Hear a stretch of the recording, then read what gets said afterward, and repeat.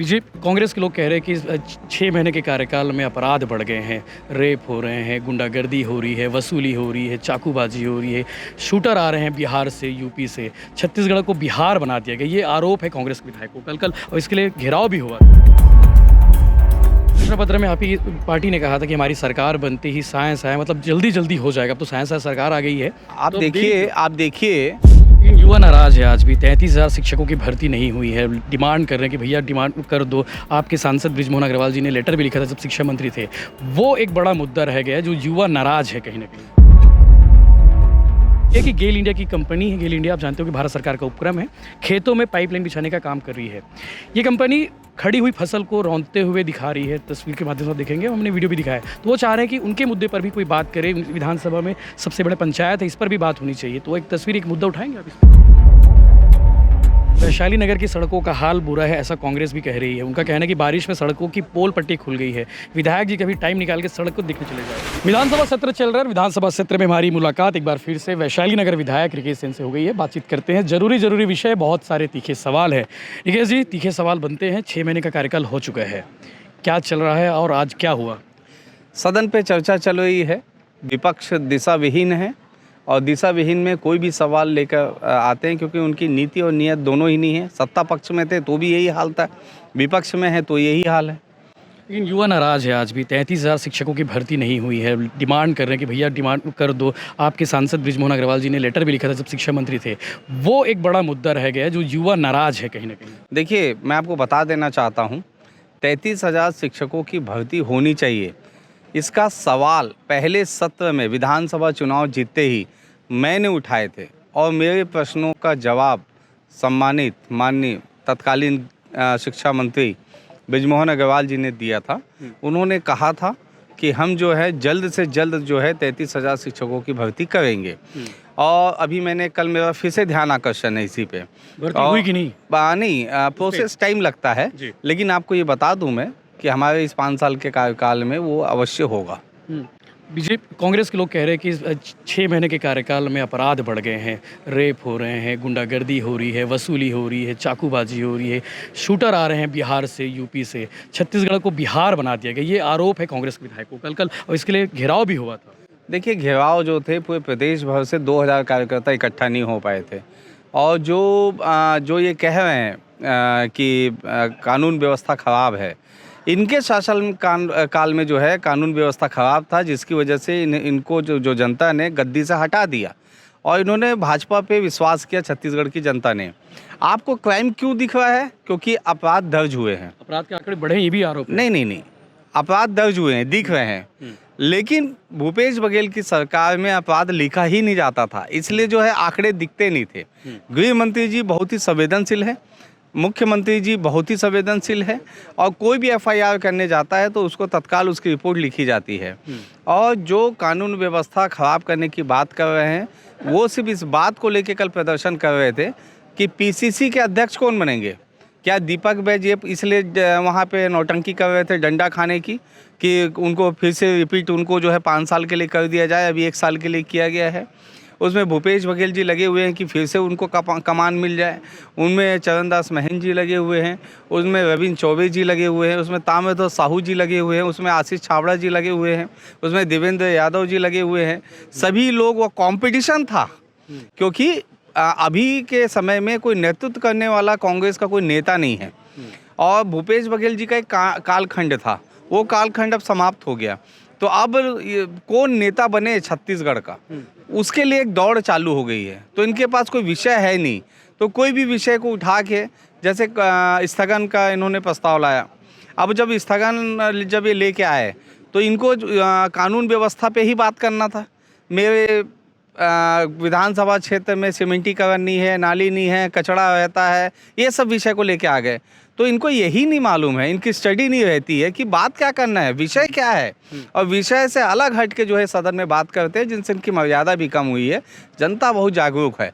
विष्णुदेव साय जी की सरकार जो है साए चल रही है और सिर्फ युवाओं पे, किसानों पे, बेरोजगारों पे बिल्कुल फोकस है। अभी हम 6 महीने के नवजात शिशु हैं, आप थोड़ा सा वक्त दीजिए, कुछ महीने और, आपको बदलाव दिखेगा, बड़ा बदलाव दिखेगा छत्तीसगढ़ में। घोषणा पत्र में आप ही पार्टी ने कहा था कि हमारी सरकार बनते ही साइंस है, मतलब जल्दी जल्दी हो जाएगा। अब तो साइंस सरकार आ गई है। आप तो देखिए, लोग अपना घोषणा पत्र 5 साल में पूरा करते हैं, और अभी 6 महीने में ही चाहे वो महतारी वंदन योजना की बात हो, किसानों को बोनस देने की बात हो, किसान सम्मान निधि देने की बात हो, जितनी भी बातें हुई है वो सब को घोषणा पत्र में जो भी हुआ उसमें आधे से ज़्यादा पूरे हो चुके हैं।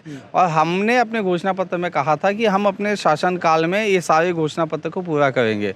हम जब चुनाव में 5 साल बाद जाएंगे तो लोग हमारी तारीफ करेंगे कि भारतीय जनता पार्टी ने अपने घोषणा पत्र को पूरा किया। यानी कि युवाओं को घबराने की जरूरत नहीं है, चिंता करने की जरूरत नहीं है, कुछ अच्छा होने वाला है, देर सवेर होगा। लेकिन देखिए, आप देखिए मंत्रिमंडल, हमारे जो पूरे युवा ही मंत्रिमंडल में है। आप वित्त मंत्री देखिए, ओपी चौधरी जी, जो एक प्रशासनिक पद को भी संभाल चुके हैं, जो ब्रॉड माइंडेड हैं और जो युवाओं के हित पे ज़्यादा सोच रहे हैं। आप विजय शर्मा जी को देखिए, आप उप मुख्यमंत्री अरुण साहू जी को देखिए, आप राम विचार नेताम को देखिए, आप टंकराम वर्मा को देखिए, आप श्याम बिहारी जायसवाल को देखिए।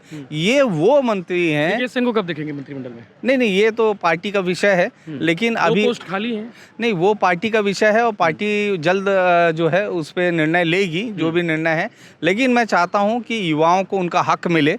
उसके लिए मैंने भी देखिए, विधायक कार्यकाल होते ही मैं अभी तक अपने विधानसभा में मैंने रोजगार मेला लगाया, जिसमें मैंने बड़ी बड़ी कंपनियों को बुलाया, और अभी तक मैं 2700 लोगों को इस 6 महीने के कार्यकाल में बड़ी बड़ी कंपनियों में बड़े बड़े पैकेज में मैंने जॉब दिला दिया।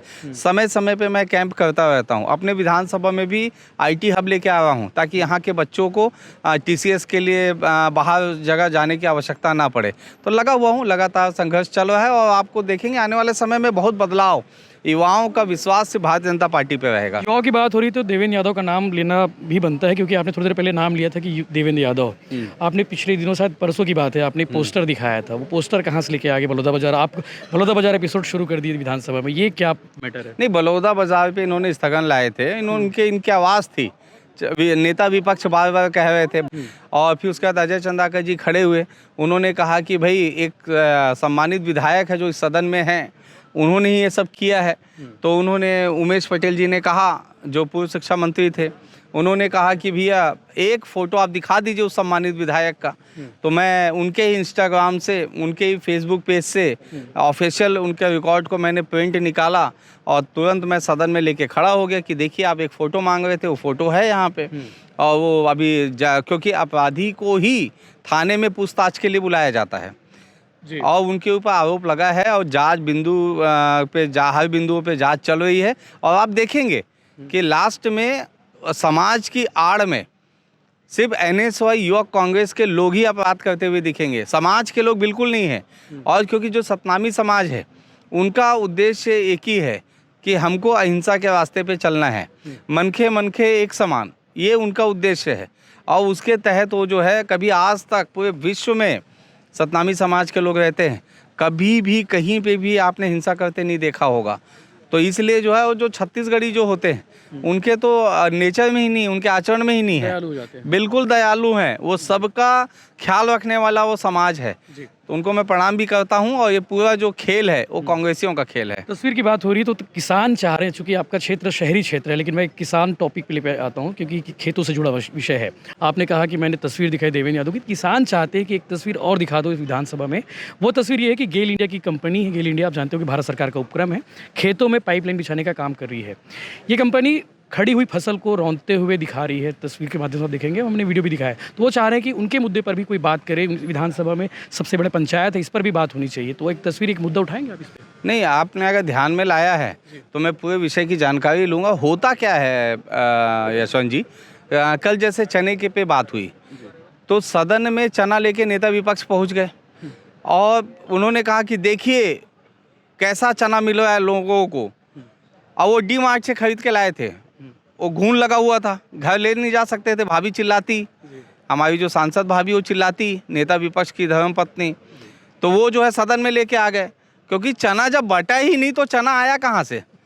तो वैसा ही ये है कि एक खेत में कोई अगर एक आध कोई घटना हुई है, वो वीडियो कहाँ का है समझने की आवश्यकता है। देखा भी नहीं। अगर आप देखने गए थे, अगर प्रमाणित होता है ये सारी चीज़ों को, तो बहुत चिंता करने वाला विषय है। किसान ये चाह रहे हैं कि खड़ी फसल को रौंदा ना जाए, बाद में कर ले। क्यों रौंदा जाएगा? ये तो विवेक पे काम करना चाहिए और उस एजेंसी को और जिसने ये काम किया है उस पर कार्रवाई होनी चाहिए, और अगर इसमें कोई अधिकारी लिप्त है तो उस पर क्यों कार्रवाई होनी चाहिए। तहसीलदार पर आरोप है कि दोनों मनमानी कर रहे, दोनों दुर्व्यवहार करके। मैं बिल्कुल, अगर ऐसा हुआ है तो ध्यान आकर्षण लगाऊंगा और सदन के संज्ञान में वो लाऊंगा, और तत्काल जो है, क्योंकि मेरा जो भी प्रश्न होता है उस पर मैं निर्णय लेता हूँ। मैं किसानों के हितों में कोई भी गड़बड़ी हो वो मैं बर्दाश्त नहीं करूँगा। एक आखिरी सवाल, वैशाली नगर की सड़कों का हाल बुरा है ऐसा कांग्रेस भी कह रही है। उनका कहना है कि बारिश में सड़कों की पोल पट्टी खुल गई है, विधायक जी कभी टाइम निकाल के सड़क को दिखने चले जाए। देखिए, पहला तो ये है, आपको ध्यान होगा बरसात से पहले मैंने तत्काल कहा था कि कहीं पे भी एक गड्ढा दिखा तो वो जो है अधिकारी जवाबदार रहेंगे और उसको मैं तत्काल सस्पेंड करूंगा। तो पेच वर्क बड़े मात्रा में चला। अब गड्ढे क्यों हुए, सड़क क्यों नहीं बनी, उसका मूल कारण है कांग्रेस पार्टी, क्योंकि पिछले बार भूपेश बघेल जी की सरकार थी और आपको ध्यान होगा भी मात्र 6 महीने हुए हैं, और मेरे विधानसभा में टोटल अगर किलोमीटर अगर वो करेंगे तो 150 से ज़्यादा किलोमीटर सड़कों को बनाना है, और उन्होंने 1 रुपया विद्यारतन भसीन जी को नहीं दिया, 1 रुपये भी अपने पार्टी के लोगों को नहीं दिया कि जाइए आप फलाने कॉलोनी का, मोहल्ले का या मेन सड़क को बना लीजिए। तो 1 रुपया जब वैशाली नगर विधानसभा को नहीं मिला तो सड़क बनेगी कहाँ, और 6 महीना हुआ है। अभी पैसा दिला दिए, फंड आ गया अभी। इतना फंड आएगा क्योंकि फंड लाने में माहिर हूँ मैं ऐसा काम करके दिखाऊंगा यशवंत जी। मेरे पास तो अभी शुरुआत हुआ है और 25 साल हो गए पार्षद को, और मैं जिस वार्ड में जाता हूँ वो वार्ड चमकता है। आप निश्चिंत रहिए, ये विधानसभा मेरा है। एक एक को वो बोले ना निरीक्षण नहीं करते, एक एक कॉलोनी की, एक एक सड़क का सबका प्रस्ताव बन चुका है। घासीदास नगर, आप कल्पना कर सकते हो कॉलोनी में कितना पैसा आएगा। मैंने एग्जाइट टेंडर बनाया है। वो क्या होता है कि पार्षद जो होते हैं वो 2 लाख 3 लाख 5 लाख ज़रूरत के हिसाब से बनाते हैं, लेकिन मैंने तय किया है कि एग्जाई काम होगा। घासीदास नगर आप कभी जाइएगा, वहाँ पे मैं चुनाव के समय गया था वोट मांगने के लिए, आशीर्वाद मांगने, तो वहाँ में आंखों में आंसू थे। इतनी गंदी कॉलोनी है वो, उसे 10 करोड़ रुपए की लागत से उसे हम एक अच्छा बना रहे हैं घासीदास नगर। कैलाश नगर चले जाइए आप, कभी साकेत नगर घूम के आइए, कभी कुरुद गांव घूम के आइए, कभी आर्य नगर कोहका चले जाइए, कभी आप खमरिया और खमरिया भाटा जाएंगे तो रोने लग जाएंगे।